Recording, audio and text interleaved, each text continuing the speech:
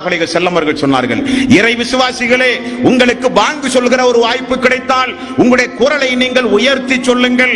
அந்த குரலை கேட்கின்ற மனித இனங்கள், ஜின் இனங்கள், மேலும் வானவர்கள், அது மட்டுமல்ல காய்ந்த பசுமையான எல்லாம் இந்த உலகத்தில் உங்களுக்காக வேண்டிய அந்த மறுமை நாளில் வந்து அல்லாஹுவே உனக்காக வேண்டிய அழைப்பு விடுத்தாடியான்.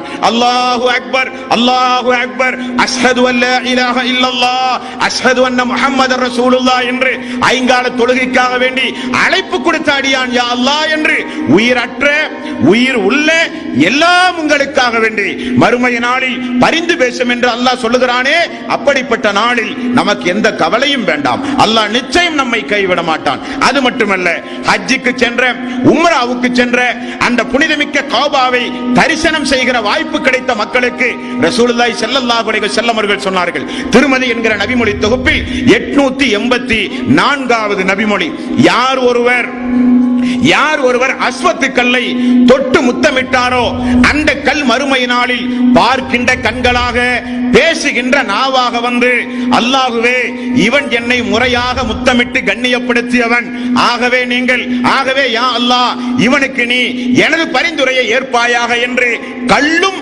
அஸ்வத் கல்லும் அல்லாஹ்விடத்திலே சான்று பகரும் என்று ரசூலுல்லாஹி ஸல்லல்லாஹு அலைஹி